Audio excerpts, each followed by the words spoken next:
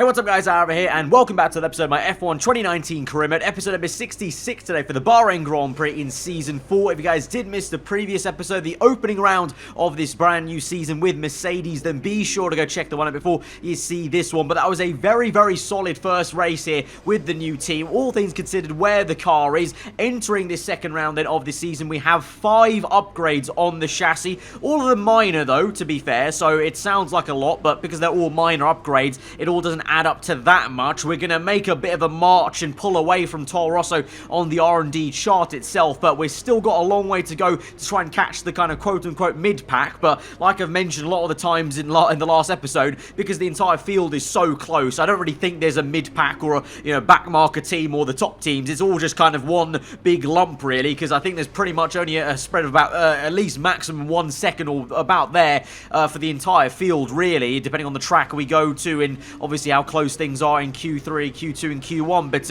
you can see it's always good to see an upward trajectory no matter how small or big it is there. So we're making progress, and we've obviously got 3 ultimate upgrades still pending there for the aero and the engine side of things. Those will come in 2 episodes time at the Azerbaijan Grand Prix, but it's good to hit the ground running basically. Second episode in the season and straight away getting 5 upgrades on the car always is not a bad thing to hear, really. But like I said, it was a really strong episode for us at Australia. We made the most of the strategy and the clean air we had, and the car actually had a lot more race pace than was maybe there in qualifying, so potentially that might be the theme of this entire season until we upgrade the car fully, is perhaps we're losing pace on Saturday and then getting it back on Sunday. And then of course we had that issue with Hamilton being glitched to pole position last episode, so we'll see how things go this time around. Bahrain, it's a bit of a power circuit, so our car isn't too bad on power, so I would like to think we're going to go well, but generally speaking Bahrain is always tougher for me and generally the players versus Melbourne, so I think it's going to be an interesting one to see how things shape up there. And so let's just get straight into it and let's go to Saturday and see how we do over 1 lap and driving this Silver Arrow in anger under the floodlights for the first time. Bahrain qualifying is nearly upon us, and the drivers look as if they're all geared up to go. I expect we'll be getting underway very shortly. Looking at this field today, Anthony, do you think we're going to see anyone take a chance? Maybe run the hard tyres and save some of the grippier tyres for the race tomorrow? Well, I'd be surprised in all honesty. It's only the front runners that really have the pace to get away with that, and even then, at the end of the day, it's a big risk. Track position is the most important thing, and it's rarely worth sacrificing for a slightly more optimal strategy in the race, so I doubt we're going to see anyone trying it. I have been wrong before though. We certainly do see some risky decisions every now and then, and it's a gamble that's sometimes worth taking. But if it were me in the car, I would want to be on the fastest tyre for my qualifying lap, without a doubt. Alright, so we enter Q1 then at the start of our first flying lap into turn 1, slamming on the brakes, bit of a slidey rear end though as we enter first gear, trying to get the nose turned in. A lot of understeer I'm finding with the Mercedes car in sector 1 at least in those first few turns in the practice runs I did previously to this qualifying session, so just trying to expose the car as much as we can in terms of getting the rear end maybe sliding out to try and get the best turn in possible on this game. But we come through the final corner then. It's been a pretty damn decent lap across the line, 125.1, very, very decent I would say, P10 that is. At the end of it though, we'll go down the order to P15 and we will only just make it through into Q2, but Hamilton now falls in Q1. So last episode I got knocked out in Q2 and Hamilton made it to Q3, and he beat us and he actually got pole due to the glitching of times in qualifying. This time round he gets knocked out, P17, and we just about make it in there. But you can see clearly then our car is on the back foot. So what did I say? For some reason I think it's a combination of the AI and just the nature of the circuit maybe. Compared to Melbourne, it's always trickier to come to Bahrain than off the back of Melbourne. That opening round of the season is that classic, opening, race of the season. Anything can happen and things will basically happen. There are reliability issues, drivers trying extra hard because it's the first race, and then things calm down and, you maybe get more of a sense of the pattern and the pace of your car at races like Bahrain, China, as we go on to the actual first part of the season there. So our car is a little bit slow still in qualifying. I've got to do the best job I can to try and get through into the top 10 shootout. At the moment, my first flying lap in Q2 was not very good. It was a 129.9, so I lost a lot of time there compared to my Q1 lap time, so a lot of time to find on the table. As you can see on the top right there, we've gained nearly about 5 tenths there, 4.5, but across the line, and we go P10, so we will just make it through. But by the time we get to the end of the session, we've got everyone setting new lap times, and we get knocked out of Q2, and we're all the way back down to P15 where we were in Q1. Obviously, I've not gone as fast as I did in Q1, but if if I did my Q1 lap time, that still wouldn't have got me through into Q3. That would have got me maybe P11, so I would have matched my qualifying from the Australian Grand Prix. Alas, though, I just couldn't find the same time. That lap in Q1 was just mega. I had to do one lap, and I got through into Q2, of course, and so that was just the fastest lap I could do on the entire Saturday, which is a bit of a shame there in terms of our grid position for tomorrow, but we've still beaten Hamilton, so I guess that's something, you know, if we can't really beat, you know, we can't make a major mark on the grid, we may as well just try and beat our teammate at least in the same machinery, and obviously Hamilton got us last time, so it's good to get him this time, so it's one apiece basically in terms of out-qualifying each other. But the race, well, it's going to be a long one potentially for both me and Hamilton. I don't know if the race pace is going to turn up like it did at Australia. I hope it does. If it doesn't, it will be a very long night for us ahead of us, trying to maybe just scrounge some last bit of points there in the top 10, but we'll see how it goes. Let's go to the grid sequence and see if there's any penalties maybe to also help us out. The curtain rises once more then on the desert stage of Sakir as the players take their places for the opening act. Will they enthrall us like they did in 2014 with that titanic battle between Nico Rosberg and Lewis Hamilton? Well, we'll find out shortly as we get underway here in Bahrain. We go racing today around 3.36 miles of the magnificent Bahrain International Circuit, with 15 corners and 2 good passing opportunities into turns 1 and 4. Keep an eye out for drivers locking the front left tyre into the tricky braking zone of turn 10.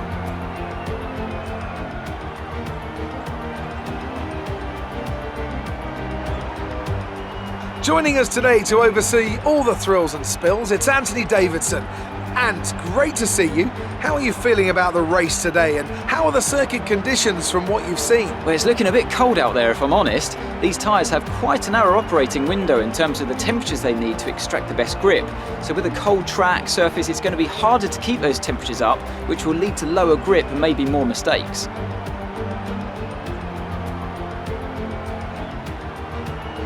It's time to take a look at our starting grid for today's race. Devon Butler put in a fantastic lap yesterday and will start from pole position, with Daniel Ricciardo slotting in alongside. Looking down the rest of the grid, we have Gasly, Perez, Nico Hülkenberg and Faber, Kvyat, Norris, Verstappen and Roman Grosjean, Vettel, Magnussen, Antonio Giovinazzi and Stroll.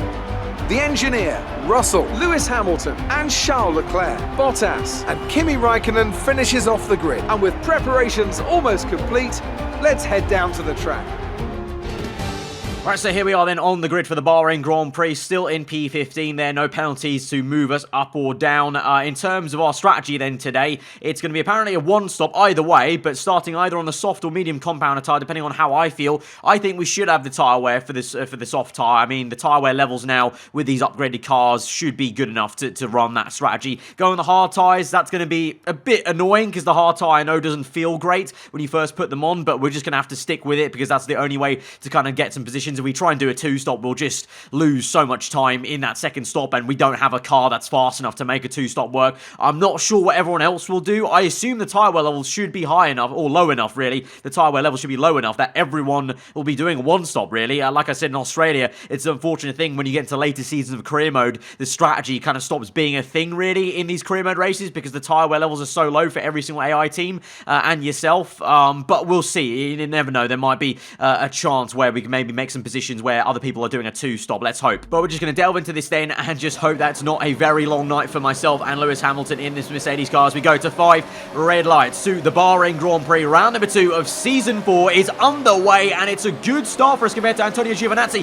who bogs down so much in his Haas car ahead of us, but then we can't get a good enough run as we go up the gears into turn 1, still behind the Italian. Stroll takes the inside line. I've been blocked off a little bit, but I'm going right because the Ferrari of Russell's dived down the inside, so in the end, actually, I don't really gain too much time there. I have to take avoiding action as the Brit in the Ferrari ahead of me is swerving around. We're going to swerve and try and go to the right-hand side there, lose a bit of time trying to get it to that side of the track there. My old teammate Leclerc in the Toro Rosso fancies a move around the outside there, so it's actually been a pretty poor start from myself, all things considered, compared to previous races I've done in terms of going forwards there. I didn't make the most of that race start, to be honest, but now we're on the back of George Russell. We're going to dive around the outside of him here and try and make a very unorthodox pass on the outside of the hairpin, but Russell has a good run off that back corner there on the medium tyres. Has the grip, surprising compared to my soft tyres here. On the mediums he does on the yellow wall. We're locking up majorly on the front left tyre, trying to keep this to the inside of our fellow Brit and trying to maintain the position against the Ferrari car. Meanwhile, Hamilton is stuck behind Leclerc in a Toro Rosso sandwich of him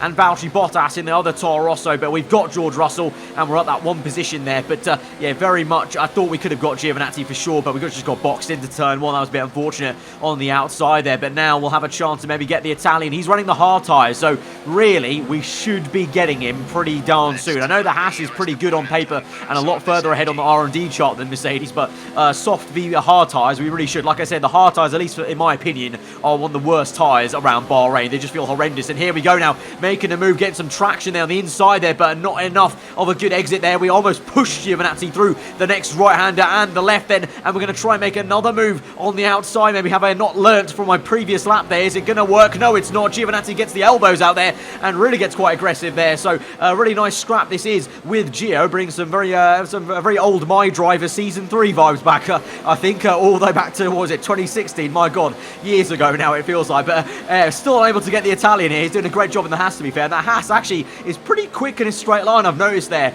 on that back straight, so the engine power, not too bad there. But here we go now, the downforce kicks in of the Mercedes there. We let off and we get the move done down the inside. A very sweet move there, gave him the room, he gave me the space as well, so mega respect between both of us, and we get the job done up into P14. But look at that, he comes back. I wasn't kidding about the Haas being good in a straight line here. Look at that, it gets back down the inside there, so it's going to continue on for a few more corners potentially as we're sparking away, maybe bottoming out a little bit potentially. And George Russell also comes knocking, so he squeezed Giovinazzi to the right. Russell is on the left. It's going to be 3 wide there, Ferrari, Mercedes and Haas. Meanwhile, Hamilton's still stuck behind the 2 Toro Rosso cars. We go to turn 1. Giovinazzi's cut the corner majorly there. We're going to duck to the inside and get the job done on the right-hand side up into P14 once again, and hopefully for the final time now as we push away from Gio. He defends against George Russell. Russell sends one down the inside there, and so it's great racing between the 2 youngsters. Russell on the right, Giovinazzi on the left, and it looks like Gio might just get that. Yes, he will.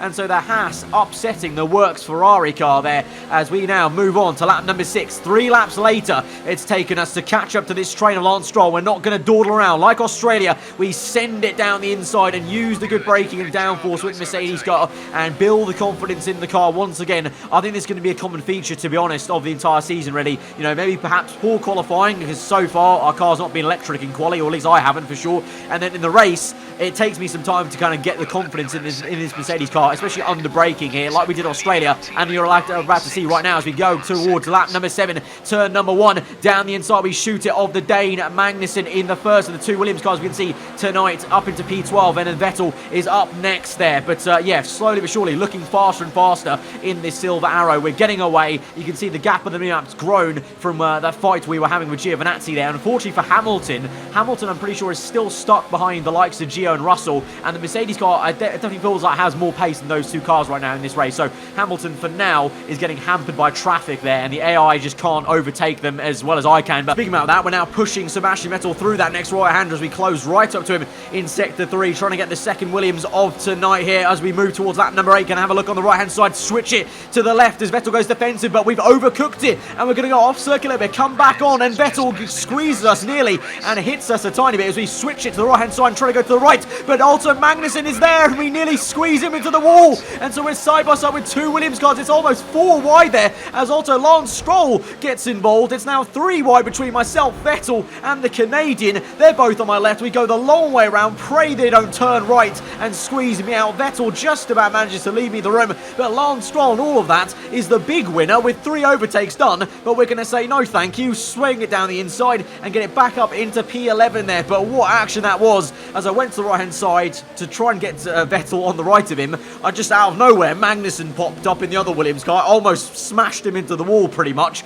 and then a very tasty battle into turn 1 with also the Racing Point getting involved. So some mega fights in this midfield, as it were, so far this season. You know, both races so far have been crazy. As we move on to lap number 9 then, we're up into P5 as the first pit stops are made by some people. We're going to continue on a little bit. You can see here the tar is getting worn out a little bit. The tyres are feeling it as we have to enter first gear into turn 1, trying to get the nose turned in, and the back end swings down. So it's not too long before we're going to come in from P2, no less, actually. So we're actually running quite high there. That's just because because we went longer than anyone really, as well as Hulkenberg there in the other Racing Point car. But we're now going to come in for a one and only stop onto a set of hard tyres, the white wall tyres, and we go to the end of this Grand Prix. Now the question is, are other people going to be doing 2 stops? And if so, how much pace will they have compared to me? Because as I come out the pit lane, I am in P20.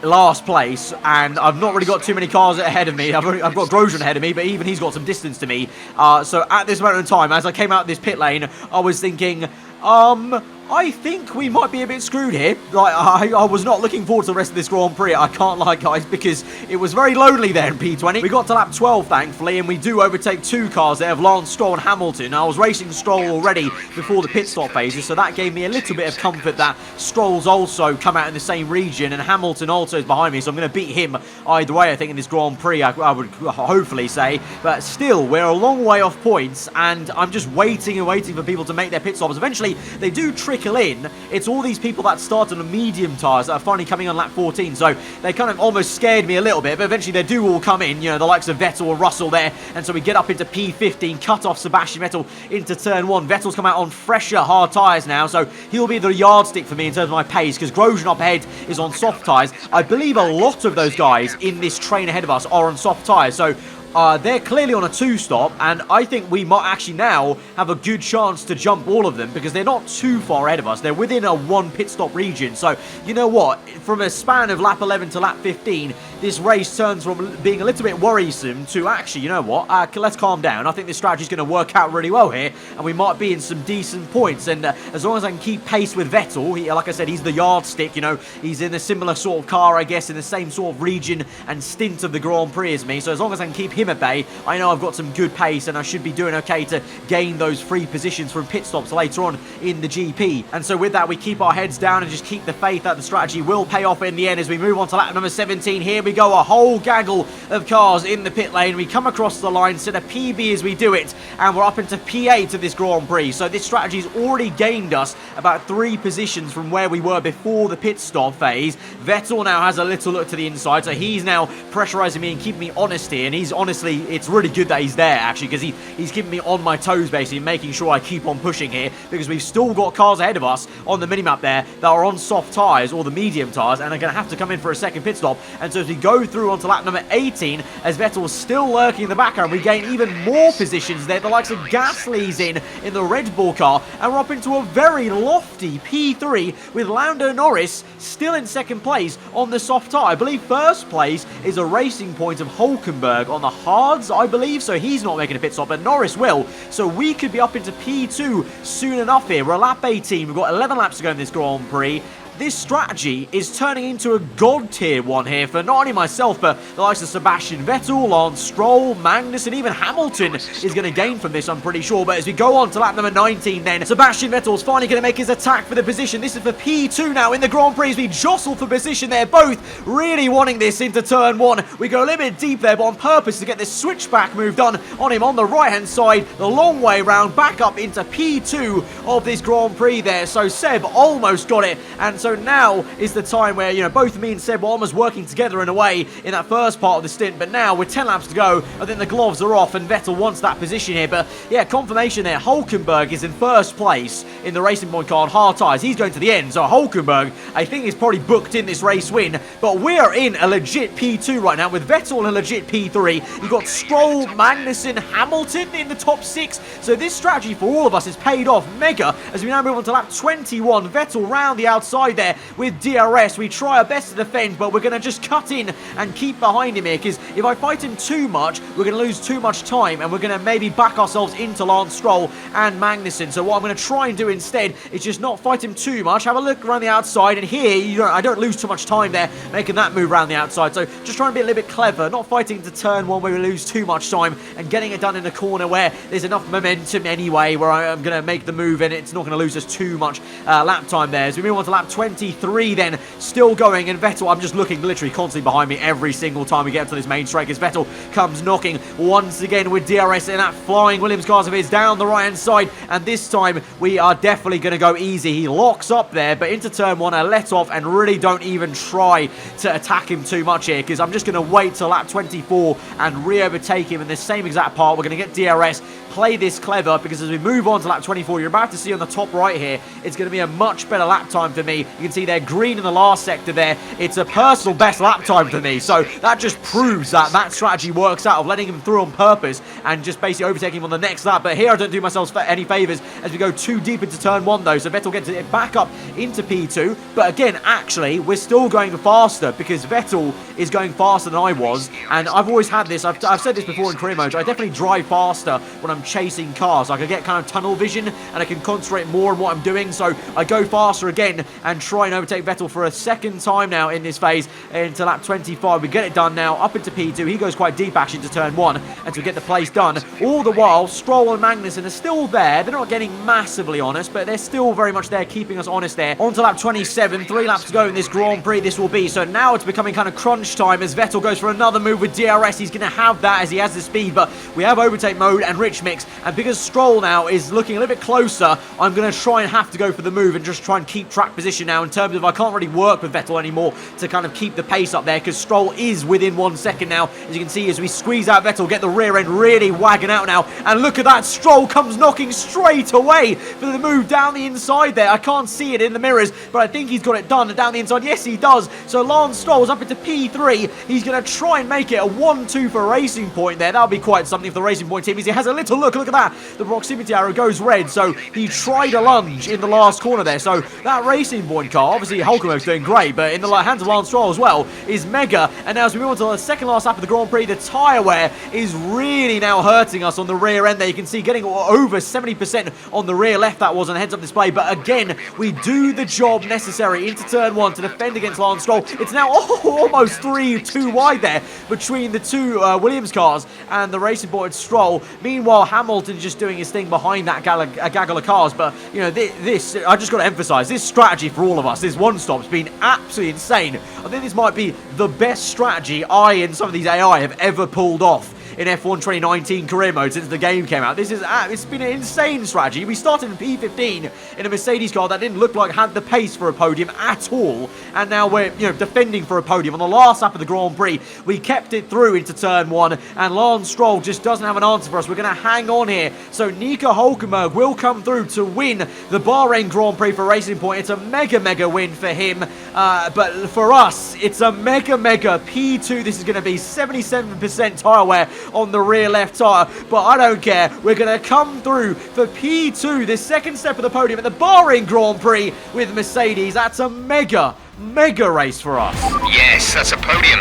Excellent drive. The team have worked especially hard this weekend, and this is a fantastic reward. And an incredible win for Racing Point. A brilliant performance. Tell me, Ant, how did they manage to achieve this win? Well, they certainly stood out as a driver with tons of confidence on the track. I think their ability to keep their cool, even during some of the more hectic parts of the race, meant they were able to capitalise on the mistakes of other drivers, giving them the opportunity to make their way to the top spot with ease.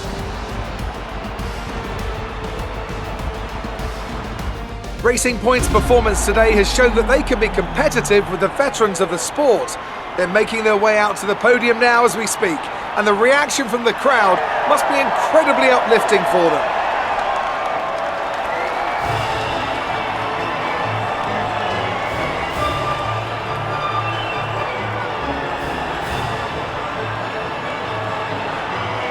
That was honestly such an incredible strategy for not only me, but that entire top, 7 there. I mean, look at that. Hamilton got into P7 as well. He got hindered up so much. He was, second last for, a lot of that first stint in that Grand Prix. And even the one-stop saved him and getting some decent points there. But it's a P2 for us. We get the first podium for Mercedes in Season 4. So that's another book and strike against Lewis Hamilton. Obviously, I'm going to take them as early as I can, because I know Hamilton, once we make this car better, his AI is going to revel in a better car, and he's going to be very tough to beat later on in this season, I think. So I'm going to take these early victories against him. P2, but look at that. If you ask me if we're going to be in P2 in the Drivers' Championship when I joined this team, looking at where we are in the R&D chart, looking at the pace in qualifying of Australia, I would have said no chance. But the strategy and the resilience of this team is just showing through, like in real life. You know, Mercedes in real life are just always there. They always manage to do something, and it's working. working out like that in the game as well. And so we're in P3 in the Constructors. This has been an insane start to this season. I didn't think it was going to be like this when we joined the Silver Arrows as the second worst team on the grid on paper. Absolutely crazy. So, absolutely awesome episode. We get 400 extra points on the contract bonus there for us. That's going to help us out to purchase some other upgrades on the car then. So, thinking about what I wanted to do, really, we've got 1,550 points. I'm going to go for another weight redistribution and also another brake minor one. Those 2 minors will come in next episode. I could have afforded a major upgrade, but I'd rather get some smaller, quicker upgrades coming in, and I had a few points left, so I thought I'd purchase a reliability upgrade since we didn't have a single bit of reliability on the R&D tree, so I can already tell the comments are going to shout at me for that, so I thought we'd buy that as well. So next episode, we'll have 2 minor upgrades for performance and the reliability, and then the one after that, we'll have the 3 ultimates that come in for the engine and the 2 aero ones. So that's going to be a mega next 2 episodes then, and hopefully we just continue this good momentum and this good feel of, yeah, we might not have the best car, but we're making the best of the strategy and the best of the situation and pulling through some very, very decent points. So guys, if you have enjoyed that episode as much as I did, then be sure to smash that like button. Let me know your thought in the comments below. If you are new around here, subscribe for weekly full-on content. I've been aarava. Hope you enjoyed today. I'll see you guys next time. Goodbye.